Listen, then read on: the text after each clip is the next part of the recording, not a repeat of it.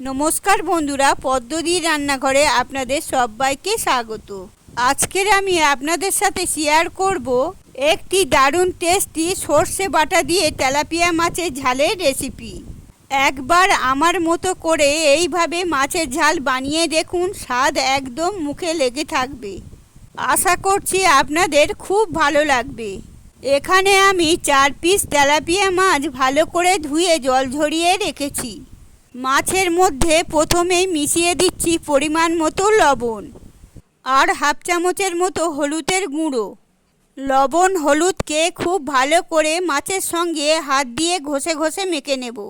মাছে লবণ হলুদ মাখা হলে 10 মিনিট রেখে দেব ম্যারিনেট হবার জন্য। এবার কড়াই গরম করে নিয়ে কড়াইয়ের মধ্যে নিয়ে নিচ্ছি বেশ কিছুটা সর্ষের তেল। তেল দেওয়ার আগে কিন্তু কড়াই ভালোভাবে গরম করে তারপর সর্ষের তেল দিতে হবে।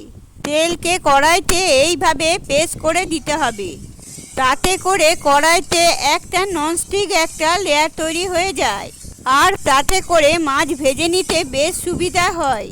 তেল একদম ধোঁয়া ওঠা গরম হলে তারপর লবণ হলুদ মাখানো মাছগুলো ছেড়ে দিচ্ছি।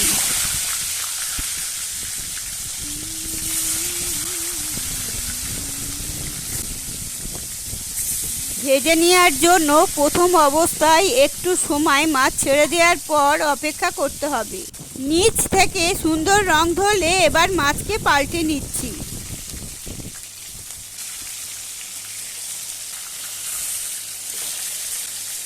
দুদিকে লালচে সোনালি রং ধরা পর্যন্ত ভেজে নিয়ে মাছকে নামিয়ে নিচ্ছি।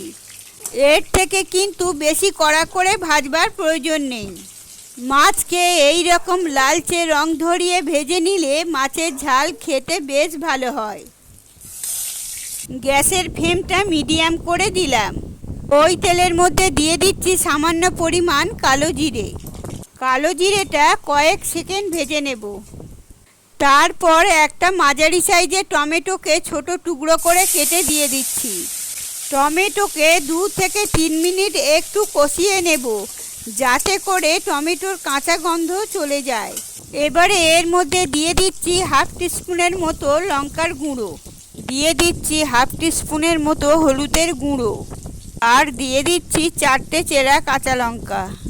ঝালটা আপনারা আপনাদের প্রয়োজন মতো দেবেন। এরপরে দিয়ে দিচ্ছি সামান্য পরিমাণে একটু জল, যাতে করে মশলাটা কষাবার সময় পুড়ে না যায়।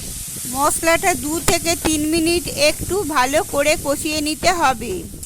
2-3 মিনিট মশলাটা কষানো হয়ে গেছে। এবার আমি এখানে যোগ করে দেব পরিমাণ মতো জল। আর রান্নাতে একটু গ্রেভি থাকবে, যেটা দিয়ে ভাত মেখে খেতে কিন্তু দারুণ লাগবে। ঝোলটা যখন একটু গরম হয়ে আসবে সেই সময় আমি সর্ষে বাটা অ্যাড করব। এখানে আমি সাদা সর্ষে অল্প একটু জল আর একটা কাঁচা লঙ্কা দিয়ে মিহি পেস্ট করে নিয়েছিলাম। এখানে আমি 2 থেকে 3 বড় চামচ সর্ষে বাটা দিয়ে দিলাম।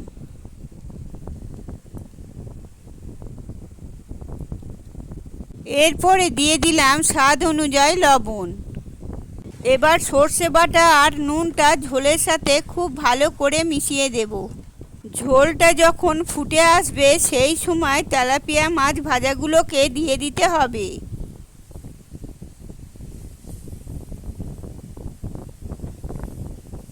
ঝোলটা 2 থেকে 3 মিনিটের মতো একটু ফুটতে দিতে হবে।